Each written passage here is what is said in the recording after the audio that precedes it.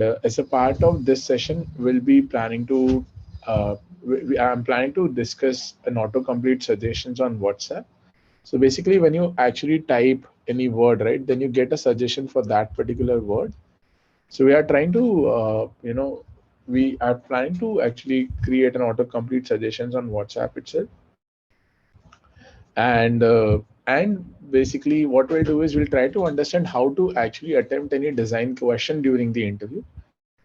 And basically, we'll distribute this whole question into four different parts. We'll try to understand how to actually write down the functional and non-functional requirements first. Once we are done with the functional and non-functional requirements, then we'll try to understand the estimations for the same.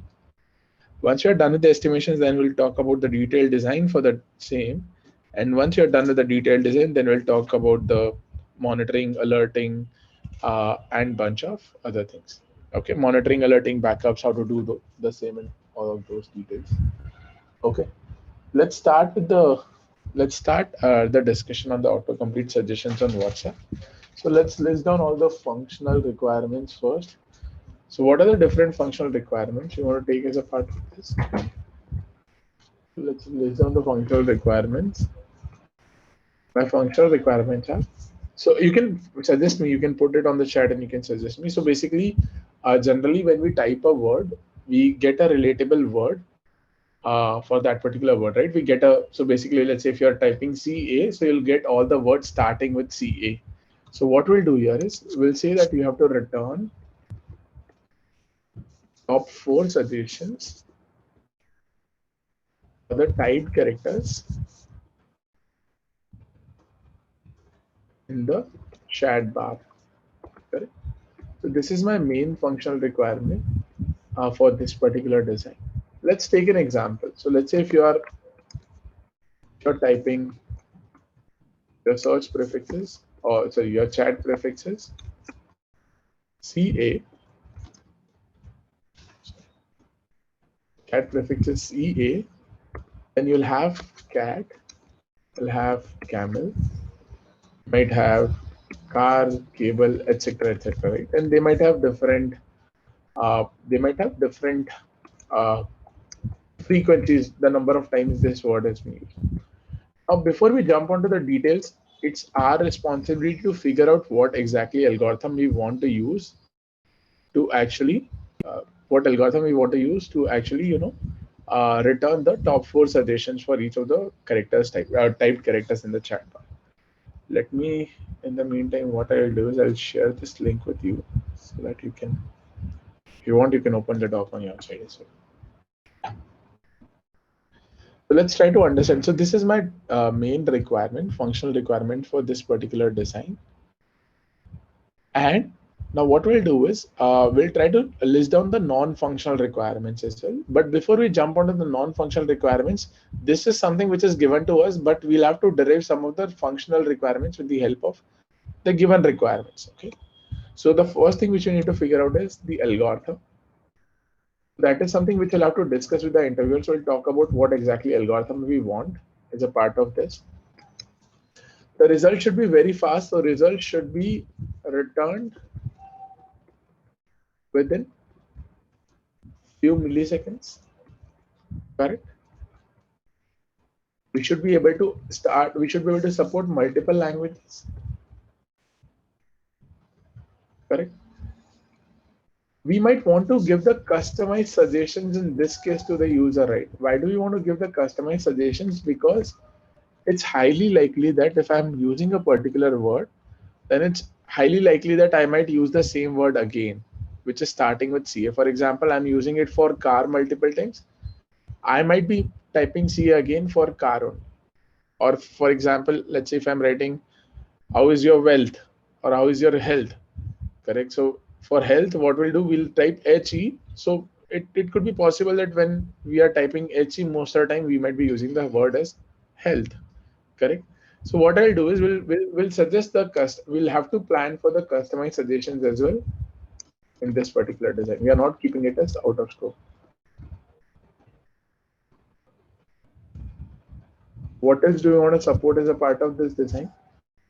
So we have figured out that we have to support. Let's say that we are not suggesting region specific searches. So we are actually keeping this out of the scope for now. And algorithm is something which we'll discuss right now before we jump onto the solution. And one more thing, right? The frequency, we need to make sure that the frequency of the word which has been selected or finally typed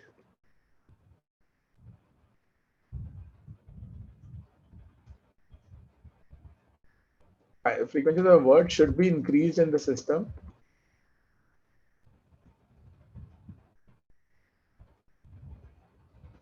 for the word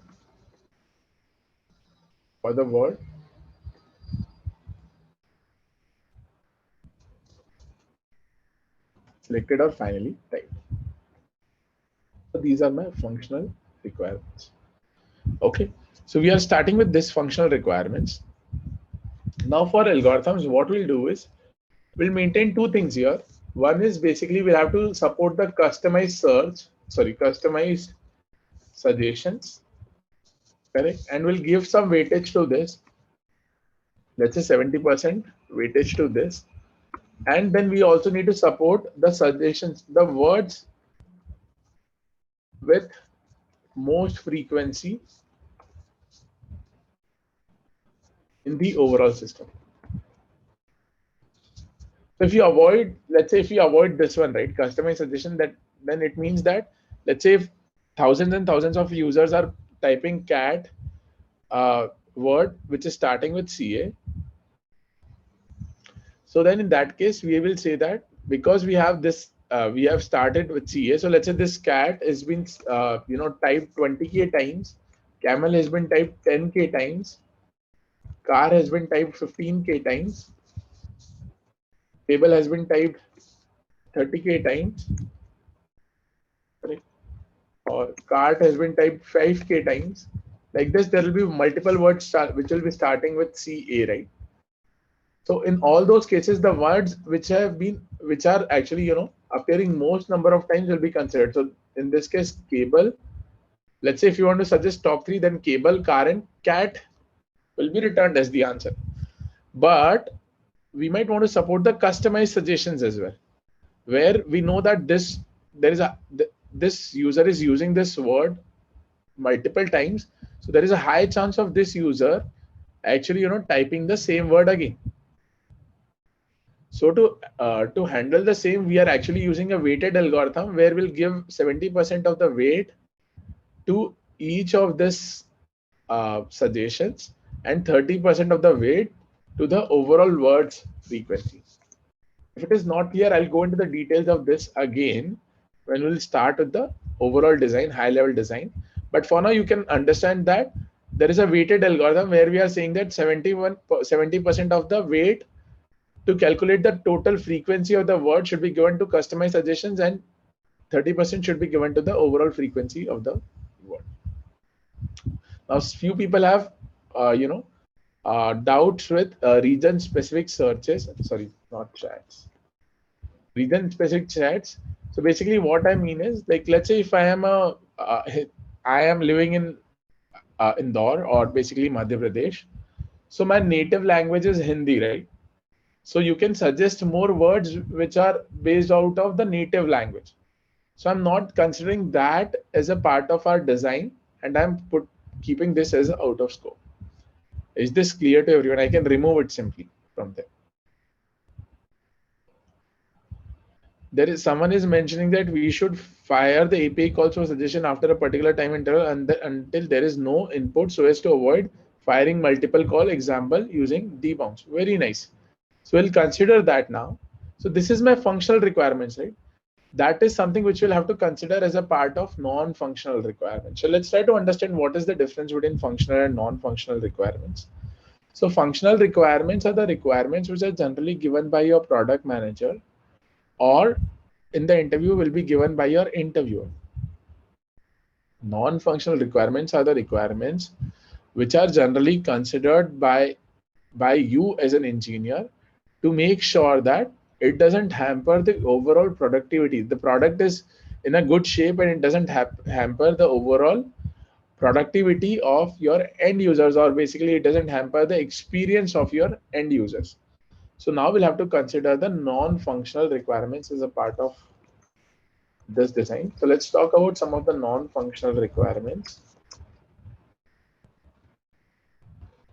In case of non-functional requirements, we'll generally talk about 3 points. First is the latency.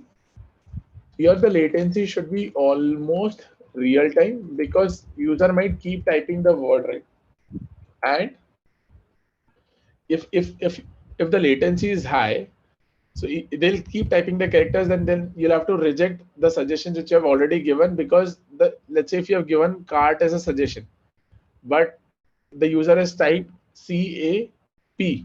So then it doesn't make sense to return cart as a suggestion, right? Because we are not having any language checks or spelling checks right now. So we'll have to avoid that, correct? So we'll have to discard that. So in that case, your latency should be almost real time. And what we'll do is we'll actually trigger an API, or we'll call the API after every 200 milliseconds or 200 to 300 milliseconds, to make sure that we are not calling APIs very, very frequently. And usually once we type for 1 or 2 characters, there is always a gap of another 100 milliseconds before you type another character, because generally you check if you found the word in the chat suggestions or not. So after every 2 or 3 characters, we'll do this. This is my latency part. Then we'll have the second one is the high availability. We want our system to be highly available. Now, as you know that as per the CAP theorem, and let's talk about the consistency as well. So we need our system to be highly consistent as well. But as all of you know that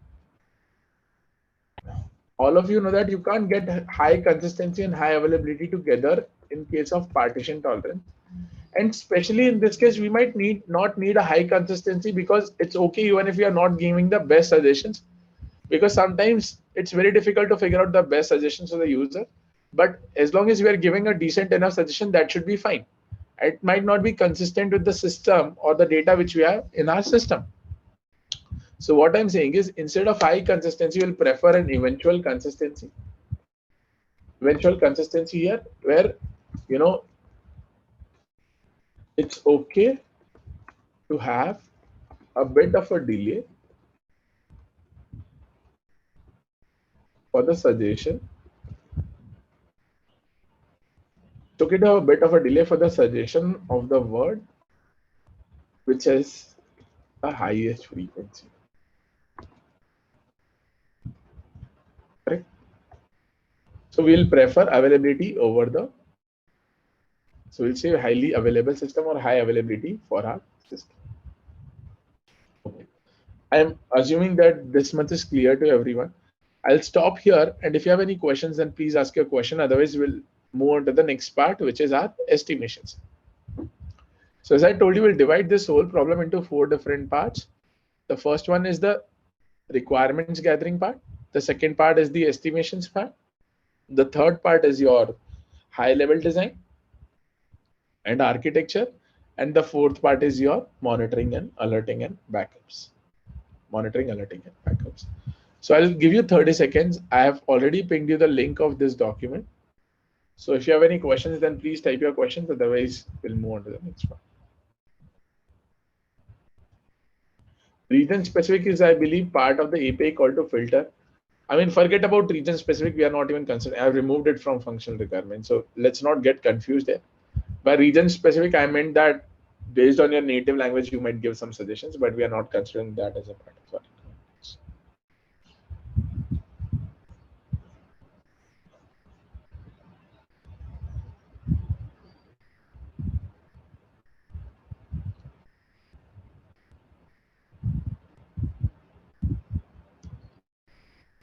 Okay, so it seems like there are no further questions.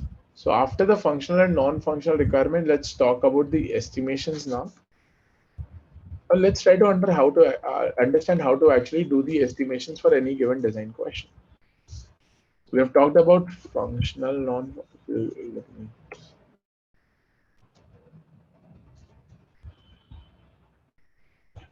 Now see, the estimations is generally divided into two parts, but before we start with the estimations, first we need to make some assumptions in our design. Let's try to make some assumptions in our design. So assumptions, what are those assumptions? So let's say, what is the average size of a word which a user is typing? Can we say that the average size will be 7 characters? Now, let's try to understand how many number of words will be typed in a day. So how many suggestions you'll have to give. Let's try to understand the volume of that. So can we say that there will be 2 billion daily active users on WhatsApp? If there are 2 billion daily active users, each of those users will on an average type 10 messages per day. I think this is on an average. Now each of this message will be of 10 words, can we say, on an average? And each of this word is of 7 characters, which you have already considered on an average. Right?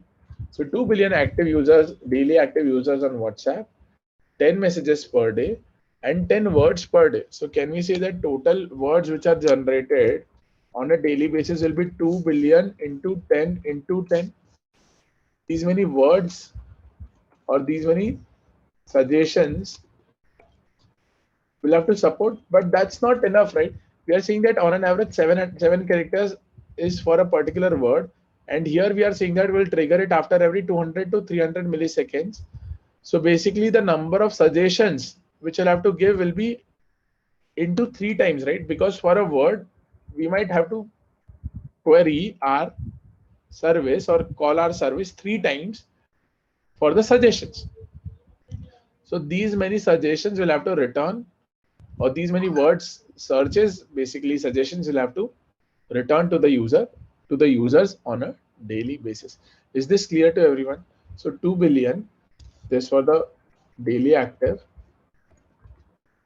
this for number of messages, number of words in a message, and suggestion for a word.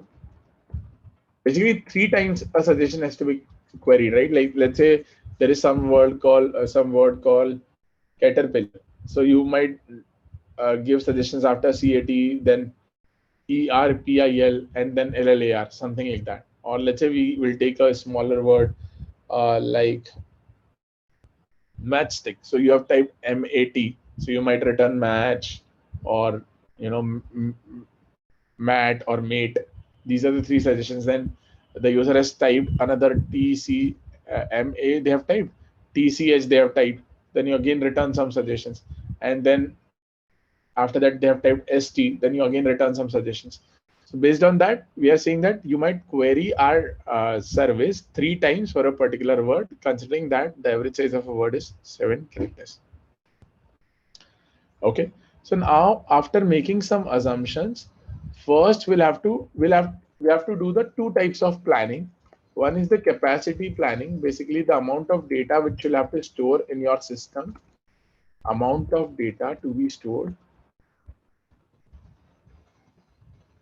in the system, correct? And then the QPS planning, the number of queries, number of read queries, number of queries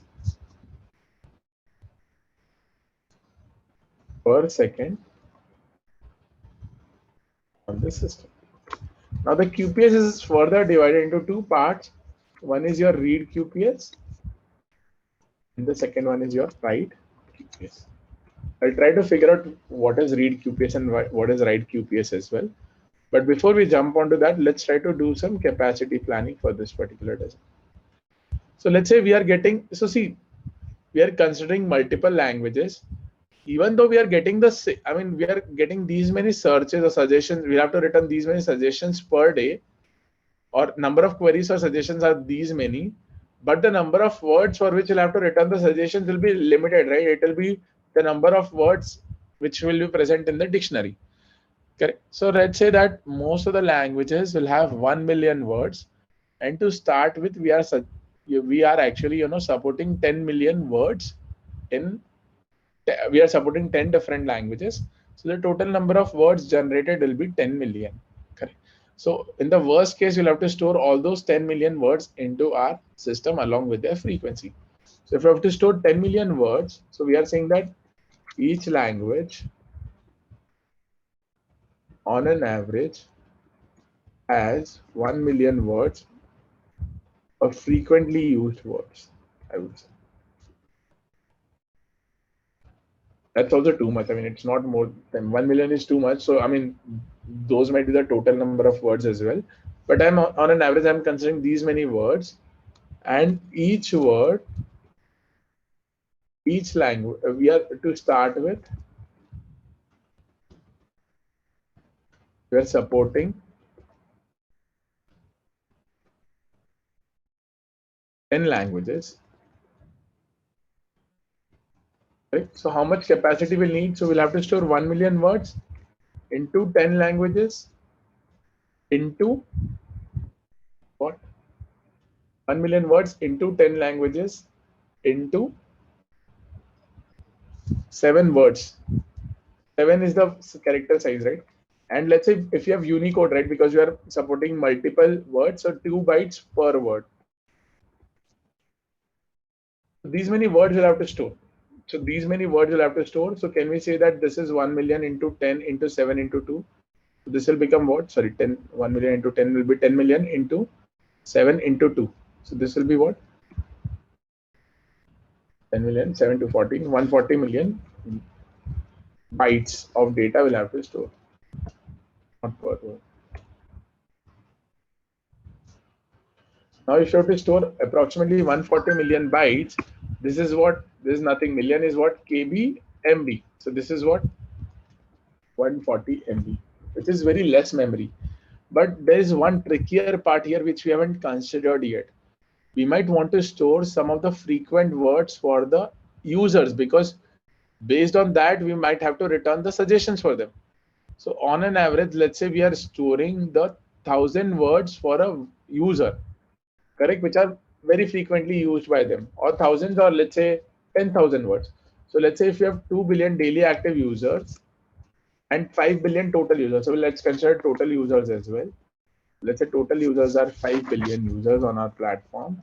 So for each user, let's say we are storing 10,000 very frequently used words. So that will be what? 5 billion into 10,000 words per user, correct? And this will be what? This will become what? 50,000 billion, which will be what? 50 trillion, which will be equal to what? 50 TB of, this is my 50 TB of data. Why? Because now we have to store for each user and along with their frequency. So this is what will take a lot of capacity in our system. Is this clear to you? I'll stop here, and if you have any questions, then please ask your questions. These are my total users. Wait. We haven't covered. So 10,000 words per user, and each word will have 7 characters, and each characters will be 2. So this will become what? 7 into 2, 14. 14 into 5, which is 70. So this will be 700. This will be 700 TB of data, which you'll have to store here for the user. So this has became almost negligible in if we have this. Any questions here? Any? 7 characters for each word. That's correct. So 7 represents the number of characters each for each word. I'll write it. Characters for each word, and this will be size of each character.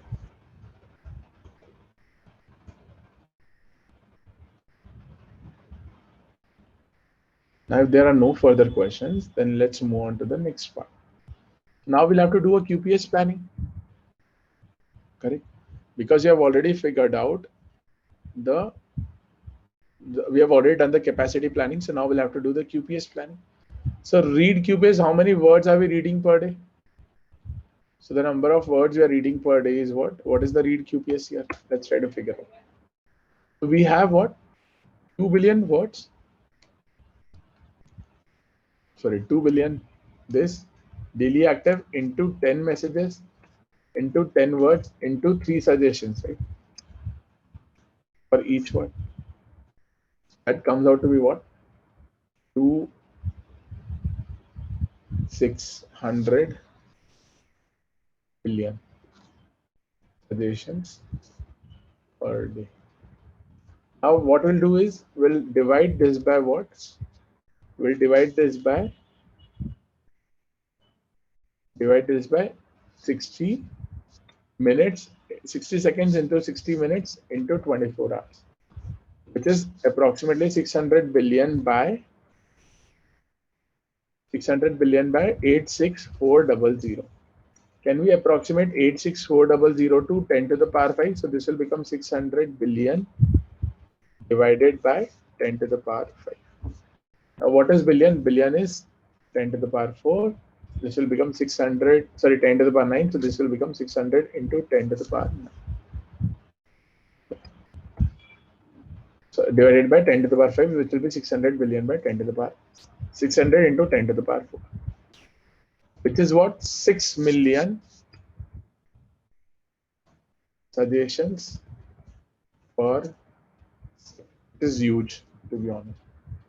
It's 6 million suggestions per second. Did you understand how did I come up with this derivation? So this 10 to the power 9 divided by 10 to the power 5, this is 10 to the power 4 into 10 into 10. So that will be 10 to the power 6, which is my million. So 6 million suggestions per second you have to give for your chat on your chat application. What will be the right QPS? So see, once the word is completed, right? Once you have ended up writing the complete word, or once you have selected one of the suggestions, then you have to increase the frequency of that word.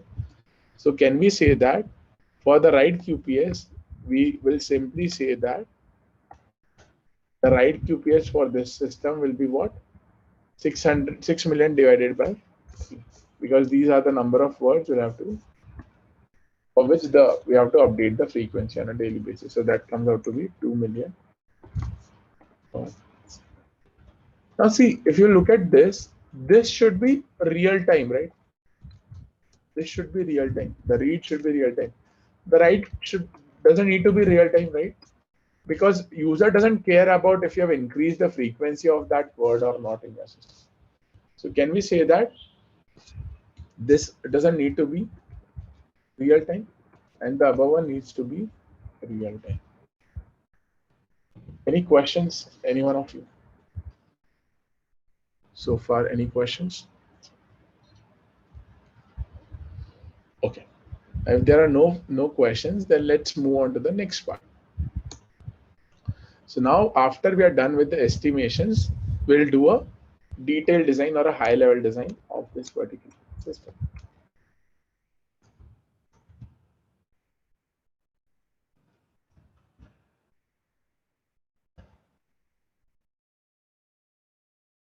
Now the first thing which we'll have to maintain is the overall frequency of each of the word which is appearing, right?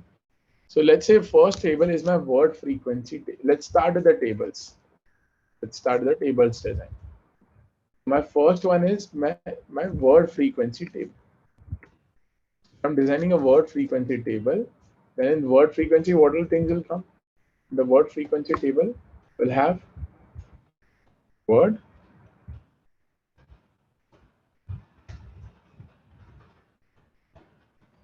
will have a word, and then what is the frequency of that particular word. This is my word frequency table. I'll create another table which will be my suggestion table. And this suggestion table, QPS by 3, why we have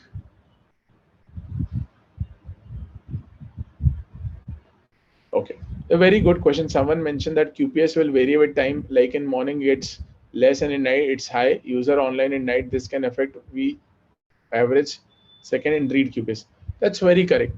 So generally, what happens is that we are designing this application for the globe, considering that this is application will be delivered or will be launched globally. So we don't need to worry about this. But if you really have that as a concern, then you can put a multiplier factor of 1.5 to 3 times in every single read QPS and write QPS which you calculate. So if you put a multiplier factor of 1.5, then this will become 9 million suggestions per second. That's a peak load which you'll have to handle. In this case, it will become 2 million into 1.5, which will be 3 million per second. That's a peak load which you'll have to handle. Someone has asked that why we have divided the write QPS to 3, because for each word we are giving 3 suggestions, right? For each word we are giving 3 suggestions, but once the word is complete, then we just need to increase the frequency of that word.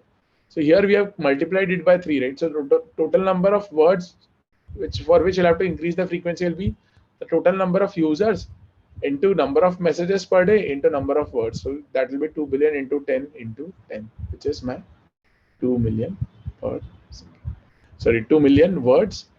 That will be some 2 billion into 10, so 200 billion suggestions per day, which will be equal to 2 million per second.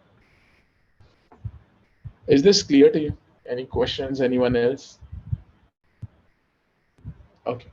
Now let's move on to the high-level design and architecture for this particular problem. So first we'll start with, okay. So we have already figured out the word frequency table, and we were talking about the suggestions table now. So let's try to figure out what is my suggestion table look like. So suggestion table will store what? Some prefix. So it will be again a, sorry.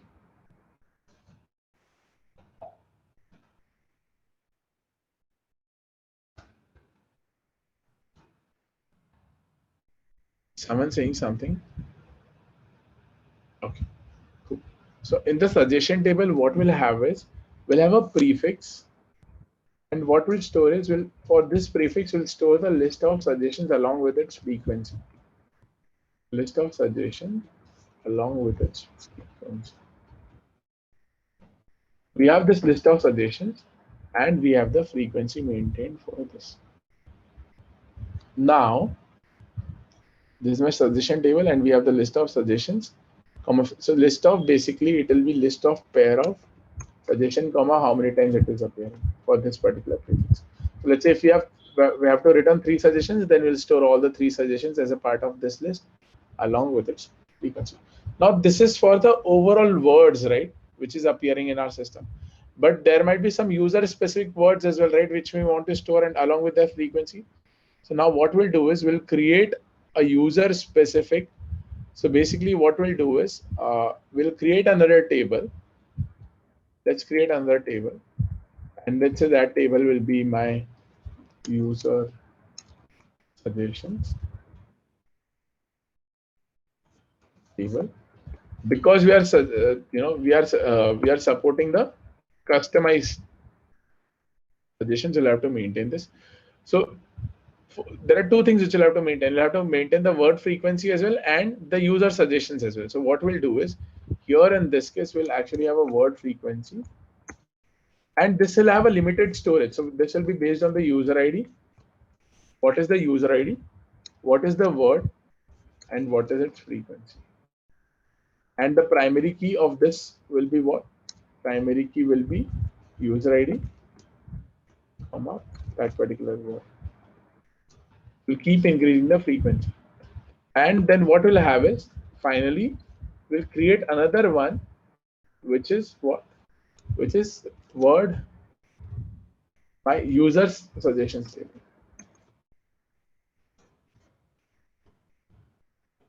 And this will have what? User ID and prefix. And for this user ID and this prefix, we'll have a list of pair of suggestions. Now see, this is a very trickier part. Now try to understand this. Do we really need to maintain this table and this table separately? What do you think? Do we really need to maintain this table and this table separately? Any one of you? If you think if we should, then please say yes. If you think we don't need to, then we did. I mean, see, we didn't consider the suggestions table, but this is not a very huge table, right? Because there are very limited prefixes, and this is almost negligible. Correct. So we can skip that in that. So it should not contribute significantly, and that's why I didn't consider that as a part of a capacity planning, because this will take the most of your space. This table will take most of your space. Not even this table or this table will take any space. Okay. So you don't need to worry about this and this. You just need to worry about this. Okay. So I don't think we need to maintain this suggestions table separately. What we will do is, when we are actually calculating the user suggestions, when we are creating this structure for this prefix, this is my list of pairs. What we'll do is we'll have an algorithm with the help, we'll actually build this algorithm on the runtime itself, and that algorithm will take care of considering this as well as this. How I'll do it is that I'll explain you in a bit. So give me some time. I'll explain you how this user suggestion table will be created. But this will be created offline. So these two tables are updated whenever the write is successful, but this table will be created offline. Now let's try to understand how this table will be created. Okay. So before I jump onto this, let's try to figure out all the APIs which you'll need for this particular design, and then we'll jump into the details of how to actually create this user suggestion table. So let's talk about the APIs first. So if you look at the overall design, it is very clear that we'll need two different APIs in our system. Need two different APIs in our system. First API which you'll need is the read API or suggestion API. What the suggestion API will do is it will return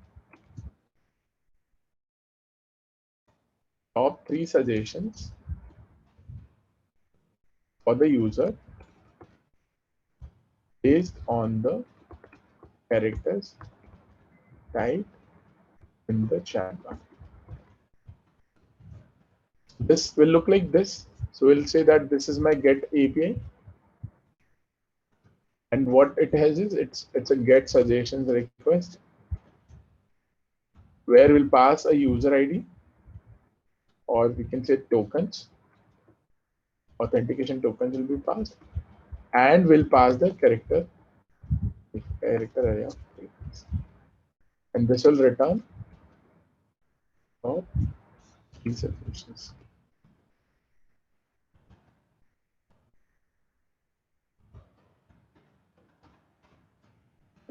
This is my get API.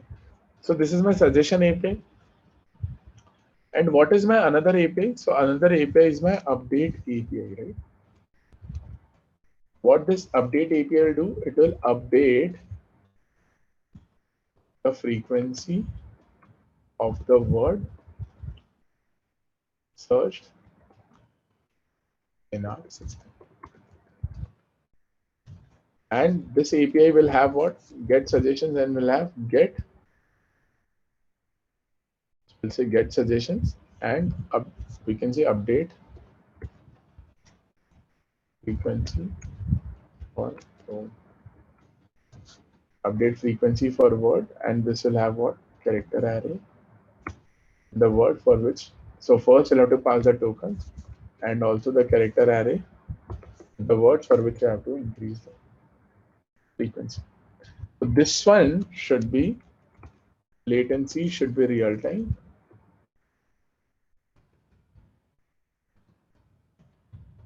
And for this one, this is my what? Post API, right? Latency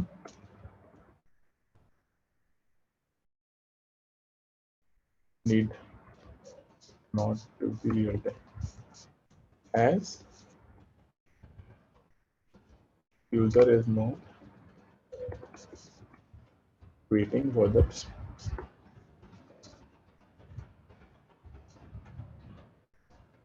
I'll stop here again and I'll give you 1 minute to go through all whatever we have discussed so far. And if you have any questions, then please type your questions.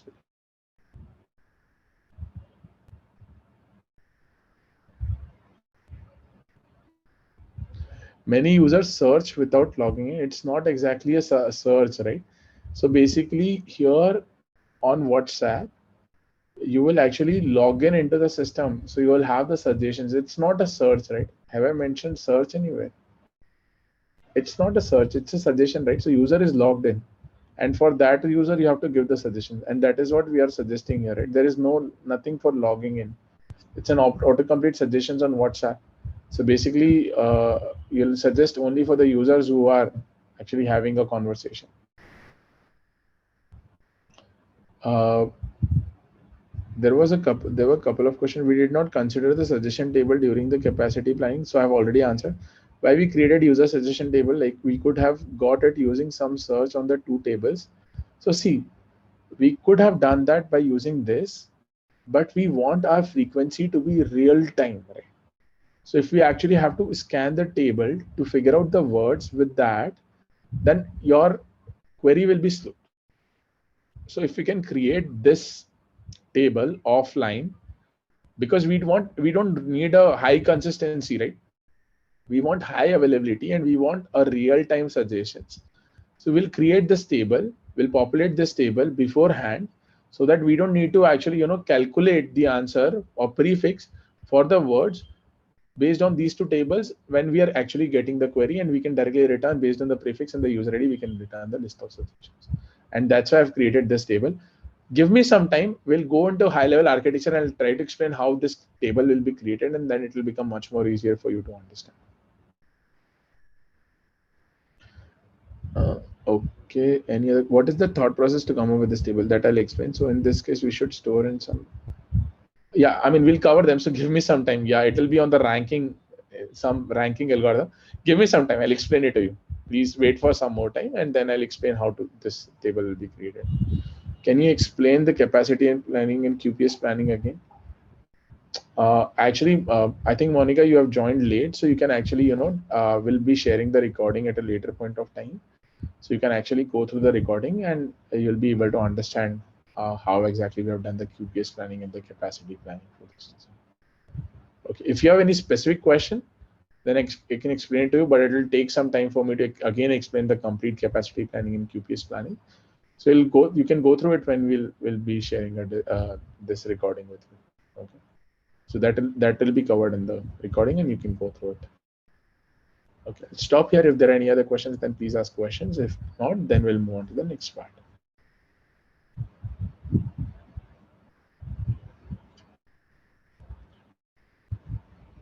Okay.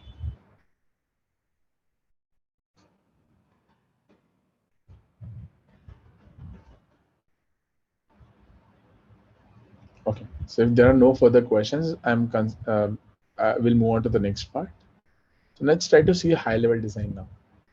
So let me actually start sharing another tab, and we'll discuss some of the things on that tab, and then we'll again come back to the topic.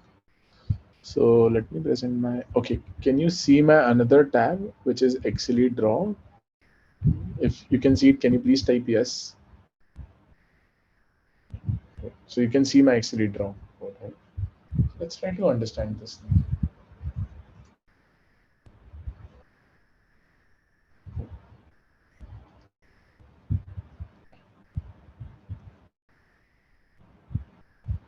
Okay. So see, first, for any high-level design, there are 3 layers which are always present in your system. Actually, 4 layers. The first one is your client.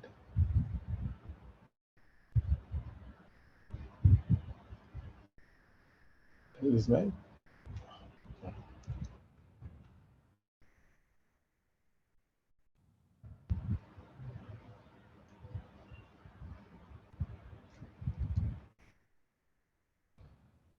maybe I can actually, okay, no worries. Let's do this.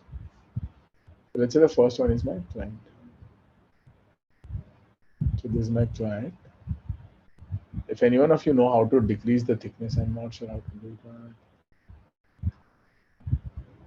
No. Wow. No. Just give me a second. Sorry. Yeah. Let's continue with this one. So we have client. We'll have another client. We'll have another client. So we have a bunch of clients in place. Another client. Stroke with option. But I'm on the minimal. I want to reduce it further. Okay. No worries. So let's say we have the client and then we have load balancers in place. So this is my load balancer. What is the responsibility of load balancers? So load balancers are responsible for, let me write it down, or I'll write it on the document. I'll shift to the document. So let's write the responsibilities of some of the, so we'll do load balancers here. What is the responsibility of the load balancers? Load balancers are responsible for distributing the load evenly across multiple machines. In a very simple terms, I've written this. Okay. So it is load balancers are usually responsible for distributing the load amongst multiple machines. Now, once we have the load balancer, then we have the web servers.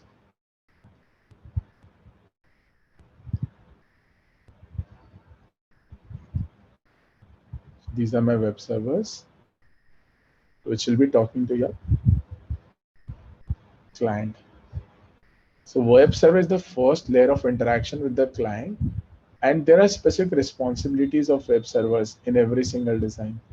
Web servers are responsible for authentication and authorizations.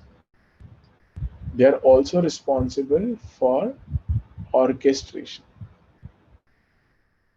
By orchestration, what I mean is that here, with the help of orchestration, you will actually, if you do orchestration, then, so by orchestration, I mean here is that they actually redirect the call to the actual service to which the call should be made.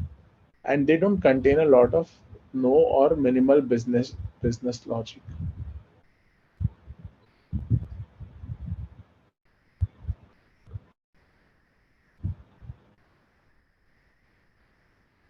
Okay. After web servers, again we have another layer of load balancers.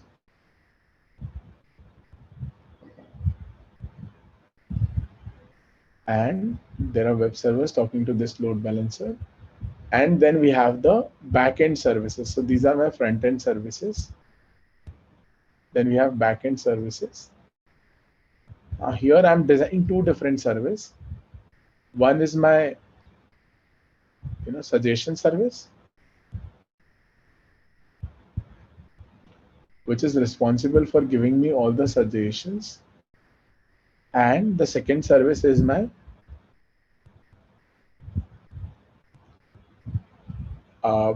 update frequency service. This service is responsible for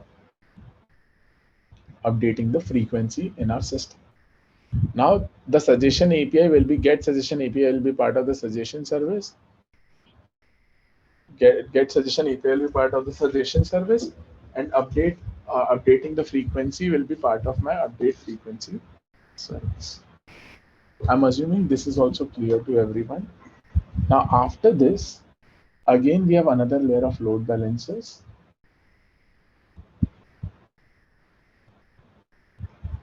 So again the calls will, based on if it's a call for search or it's a call for update, the call will go to any of these services. And then we have the database here. This is my, you can say that this will contain the suggestion table, and this will contain my word frequency tables. There are two tables, right, for word frequency. Both of these tables are part of this. correct? And there will be an offline job in between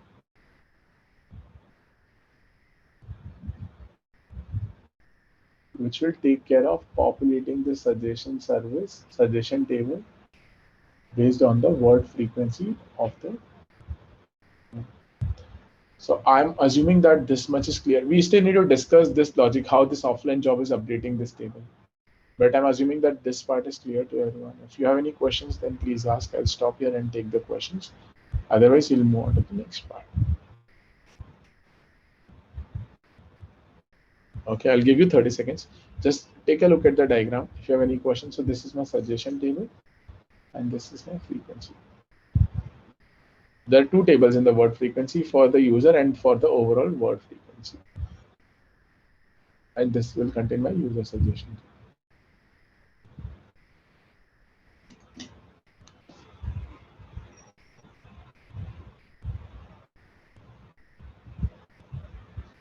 Okay, so if now this is clear to everyone, let's move on to the next part of this design. This is to actually store all the word and the frequency, right? So we have created three tables here. If you look at this, one table is my word frequency table, and the second table is my user word frequency table, and the third table is the user suggestions table. So these database will contain this data, and this database will another database will contain this. Okay. That's why we have two databases, or you can say two machines. The tables are replicated across two. Okay, we'll talk about the sharding and replications as well in some time. But before that, is this diagram clear to everyone? We still need to discuss the logic of how the offline job will update this user suggestions. If this is clear, then let's move on to that one. So now if you remember, we want to, as I mentioned, that we have to support the customized suggestions, right? Or let me write it on the doc so that I'll paste this diagram.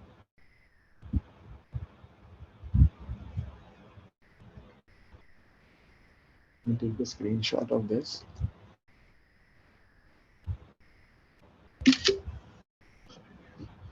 Okay, I'll paste it in the doc.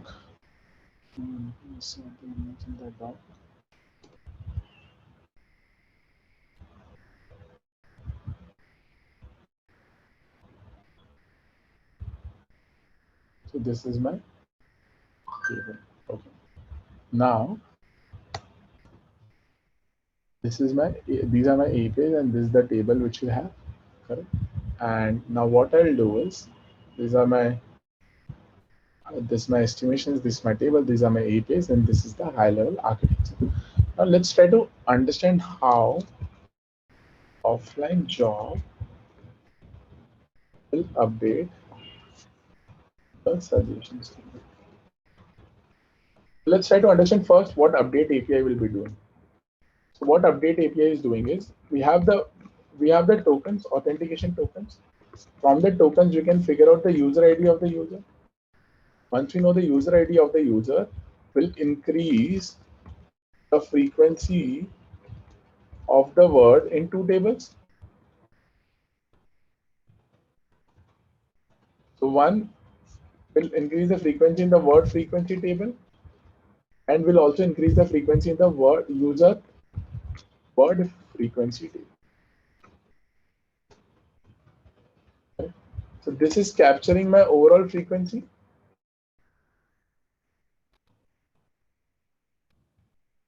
And this is capturing my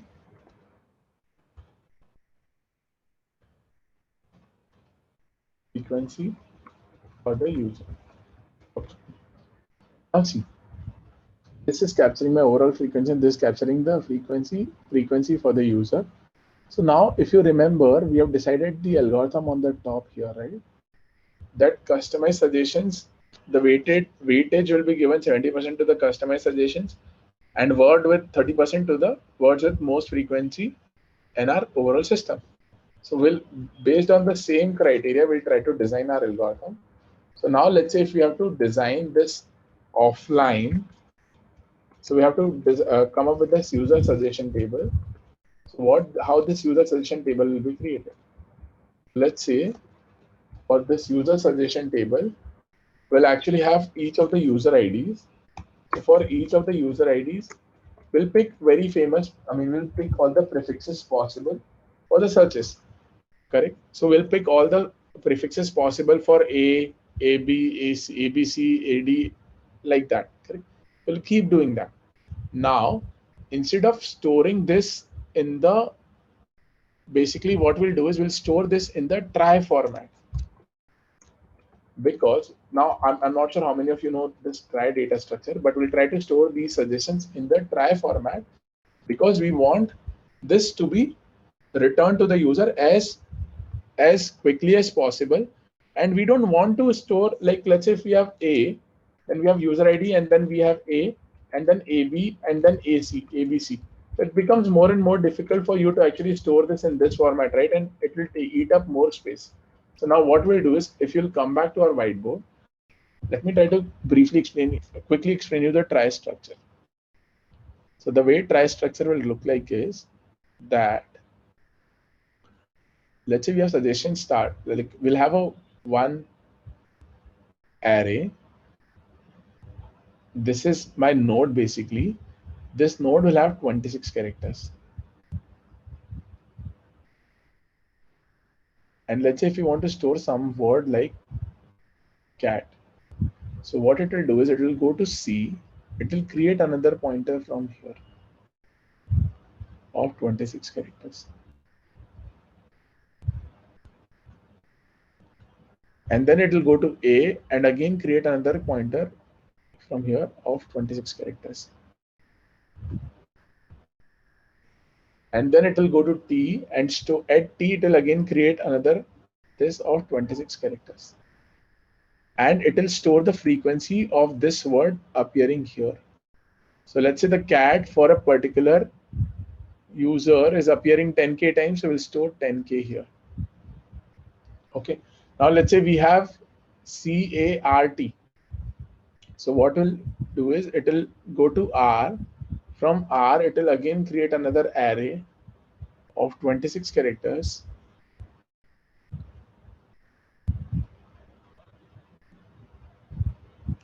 It will go to Q, T, and again create an array of 26 characters. And it will store what? CAR. For T, again, it will store this. So this is one way to store this. But as you can see, we'll end up using a lot of space here as well, because we'll have to create this for 26 character at every level.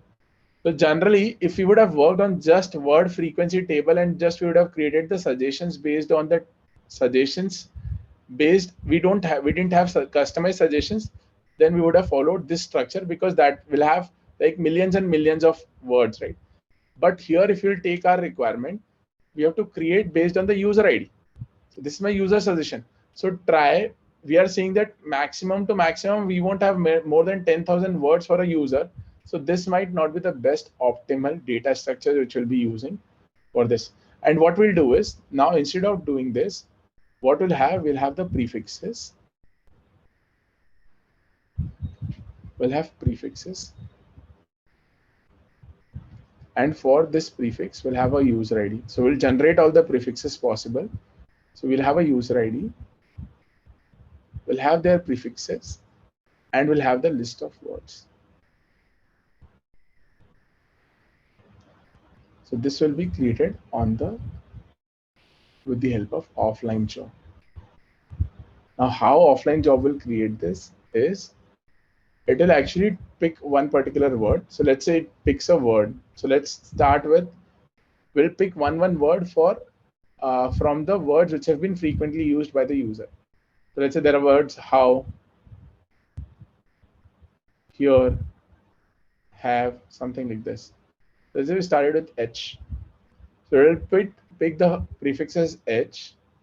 Now what it will do is, it will try to find all the words which are starting with H in this table, in your user table, user word frequency table, and also on your word frequency table. and it will give the weightage to each of these words. So now let's say we have how here as well and something here as well. So what we'll do is we'll say that this is appearing these many times, 20 times, appearing 20 times into 70%, plus this is appearing how many times? How is appearing here? 100 times into 30,000 times, let's say, into 30%. So this will calculate the weight for this user for this particular word starting with H. That's how we'll calculate the weight of each of the words which are starting with H, and the ones which are at the top three for this particular user ID for this particular prefix will maintain this in the list. And what we'll do is, instead of maintaining just the words, we'll actually maintain the words and their weight, so that if you want to replace in future, we can replace it with the words. And I mean, we'll have to check the weight, and if the weight becomes lesser, then the new word will come into place. So we'll store what? The list here with words and weight. So like this, the whole word frequency table will be generated. User suggestion table will be generated for all the users. Once you generate this user suggestions table, then you'll store this as a part of your this user suggestion. So we'll have here, instead of frequency, we'll have a weight here. So we'll have the suggestion, or we'll have a word, and we'll have the weight here for each of the user. Now see, now this we are storing here directly. And now what we can do is we can create a try. Either we do this, or what we can do is we can actually create a try structure, as I mentioned here, right? It's just that try will take a lot, eat up a lot of space in this way. So you can either create this, or you can create a try structure to actually create your this table, user suggestion table. Once you are done with the APIs, we'll talk about this table, and you actually store this table. Now this can be a NoSQL table. So for these two, you can use a NoSQL DB, and for this one as well, we can use the NoSQL DB. So we can say that we can use a NoSQL database, and NoSQL database for each.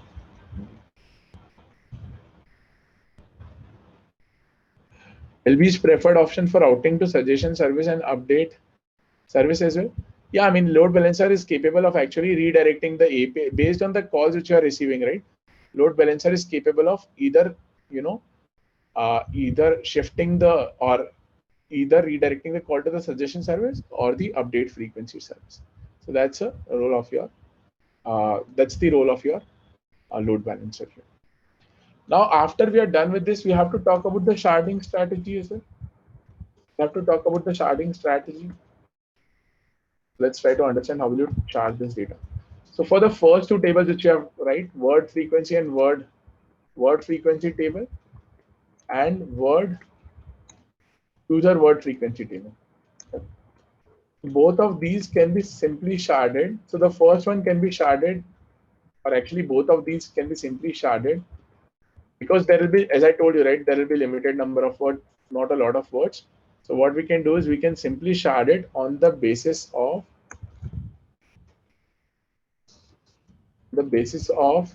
the word prefix, basically word initial.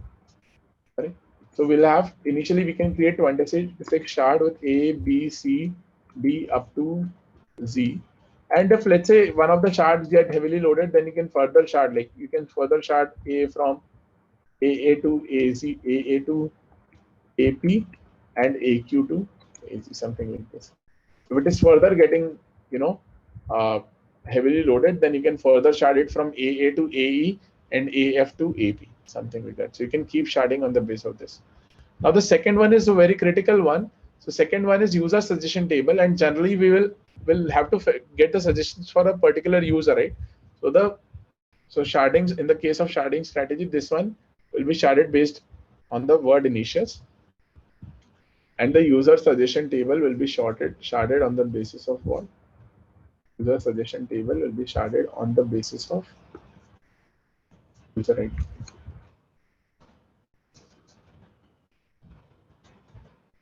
And if we shard it on the basis of user ID, we'll have to use the consistent hashing to make sure that if the load is load is a lot on one particular server, then it can be easily further sharded with the help of consistent hashing. We'll use a consistent hashing in this particular case. Okay. So this is my sharding strategy for this particular design. Then we'll talk about the replication strategy. The replication strategy is fairly simple in this case.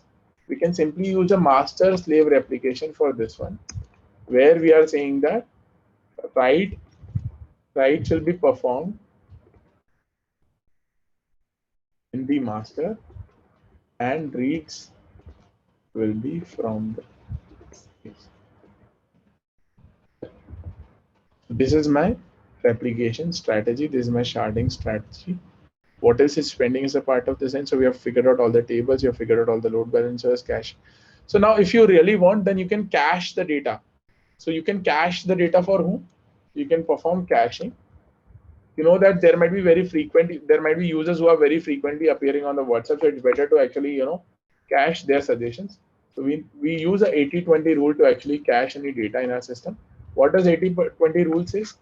80-20 rule says that 80% of the 80% of the so 80% of the queries of the request is for 20% of the data, and 20% of the request is for 80% of the data.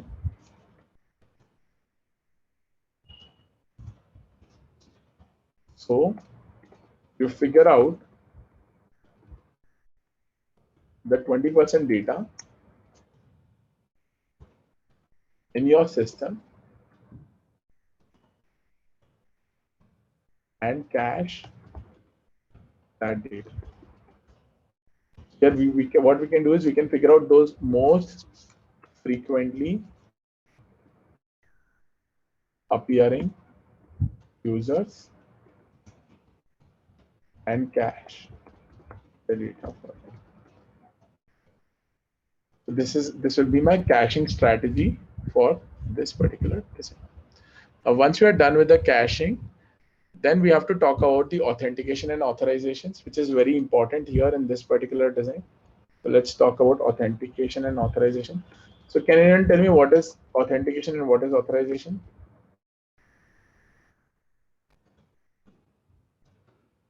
So authentication means that user is successfully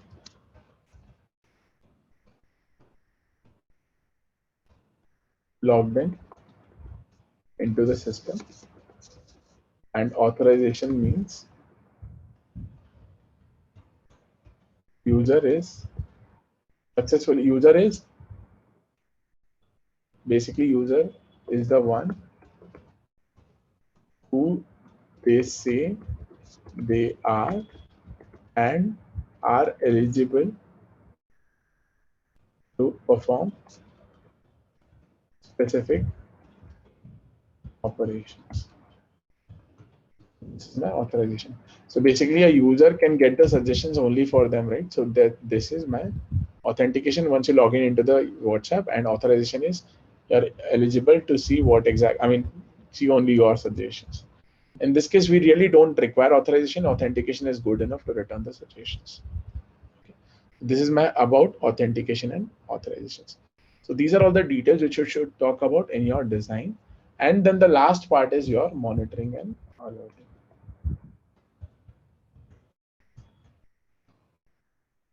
In case of monitoring and alerting, we'll have to write bunch of things here. So what all will monitor? Will monitor all the APIs, the latency of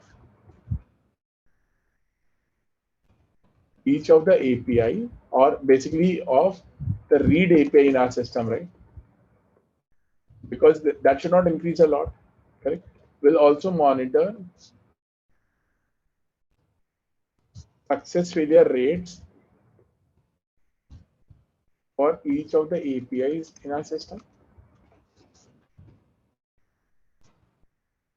We'll monitor the latency, we'll monitor the success failure rate for rates for each of the API in our system, and we'll also monitor basically if there are any failures during the writes on your DP because of the capacity issue or traffic issue. Basically, if the capacity or if the resources are overloaded or if resources are reaching their threshold, then you might want to increase the resources in your system, right? So you'll have the monitoring on the top of it, and then you'll have alerts. So alerts, there will be multiple alerts. So alerts will be on the basis of your, if your latency is increased more than a threshold, then raise an alert. If your failure rate has been more than a threshold in a particular time window, then raise an alert. And basically for the monitoring, we can for the resources reaching their thresholds, raise an alert. So these are the different alerts. And we'll actually take the backup of all these systems because backups are always useful. By doing the backup, you can ensure that there is no data loss, and I mean you can actually perform a lot of analytics and create the product metrics out of on the top of your backups. So this is how my overall system design will look like. Now, so as you can see, I've distributed this complete auto suggestion on WhatsApp system into 4 different buckets. The first one captures the requirements gathering. You should spend almost 5 to 7 minutes in your interview to collect all the functional and non-functional requirements. Then we talked about estimations, where we talked about the capacity planning and QPS planning. As we have to do some assumptions before we start with the sim. In case of capacity planning, we consider that how much amount of data we'll have to store in next 1 year or 3 years or 5 years. QPS planning, we have QPS planning for 2 different QPS. I mean, you have to do the QPS planning for the read QPS as well as for the write QPS API. So for the same, we'll have to figure out what are my read APIs,